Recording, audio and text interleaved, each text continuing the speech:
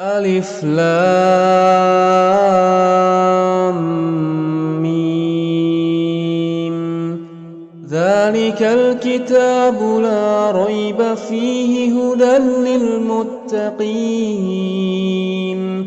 الذين يؤمنون بالغيب ويقيمون الصلاة ومما رزقناهم ينفقون والذين يؤمنون بما أنزل إليك وما أنزل من قبلك وبالآخرة هم يوقنون أولئك على هدى من ربهم وأولئك هم المفلحون.